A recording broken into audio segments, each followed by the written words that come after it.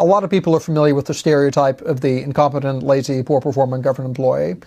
There's a good number of those folks. Surveys of federal employees themselves show that there's a lot of those folks, and it frustrates the federal workforce. But they're not actually the biggest problem. The biggest problem are the very smart and capable and highly motivated people who don't like the president's policies and are very capable of using their positions to block it. So the way the government is staffed is it's about 2.2 million people in the executive branch. It's a huge bureaucracy. And there's 4,000 political appointees. So the political appointees are there to provide high-level direction and supervision and sort of policy directions with the expectation that the career staff are going to faithfully implement those orders. If they decide they don't want to carry out those orders and they're protected with these removal protections, they're simply not orders of magnitudes near enough political appointees to do that work instead. So one example, the Department of Justice Civil Rights Division is notorious for having very ideologically motivated career staff. And many, many, many times during the Trump administration, these career staff were told, well, there's projects we want you to work on. And the answer that came back was, no, go pound sand. So for example, Yale University, there's an investigation into Yale University and massive, massive racial discrimination in admissions at Yale University. If you're a Caucasian, and especially if you're an Asian American. And so the leadership in the Civil Rights Division said, look, the law says there's no racial discrimination allowed. This is unjust. We want to file a suit. And the career staff would not draft the complaint. So it had to be drafted by political appointees. Then after the political appointees drafted it, they turned around to the career staff, the division responsible for policing racial discrimination in educational institutions, said, all right, now we need a team of lawyers to pursue this case. And the answer that came back was no. None of us are willing to work on this.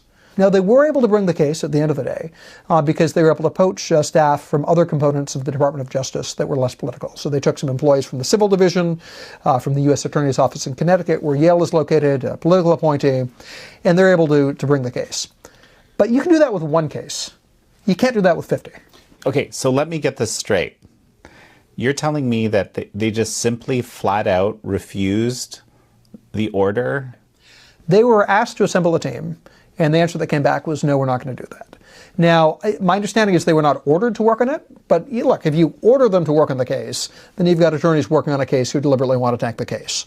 And so it's, doesn't get you what you need. And in fact, what the political appointees learned subsequently is that the more senior career staff were, in so many words, threatening the junior career staff and saying, hey, anyone who helps the Trump politicals with this case, there will be career repercussions against them when Trump leaves office. Another example, obviously the abortion debate's been in the news a lot recently.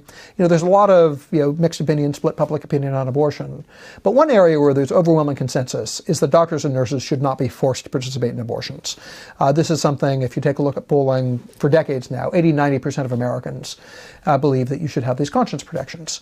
And Congress also agrees and passed something in the 1970s called the Church Amendments, named after the Democrat senator from Idaho who introduced them, that says, look, if you're a hospital that takes federal funding, you cannot force your staff to participate in an abortion. But there's no private right to sue. It has to be up to the Department of Justice to sue to enforce these things. Well, the career staff in the Civil Rights Division, they were not willing to work on cases that enforced them. And so again, during the Trump administration, political appointees were able to bring one case that they had to handle themselves against a hospital in Vermont that did that. And you can do that for one or two cases, but you don't have nearly enough political appointees to litigate 15, 20, 30, 50 cases. And again, it's a public record. You can look at the lawsuit that was filed, you can look at the names of the attorneys who are on there, and none of them are career employees in the Department of Justice. They decided for themselves that who cares what Congress thinks? Who cares what the voting public thinks? Who cares what the White House thinks? We don't support these conscience protections, and therefore we will not do anything to enforce them. If you're an attorney, you represent your client. And in the Justice Department, your client is the United States, and you're there to enforce the laws. You don't get to say, you shouldn't get to say, these are the laws I like, these are the laws I don't like, I'm only going to work on these laws.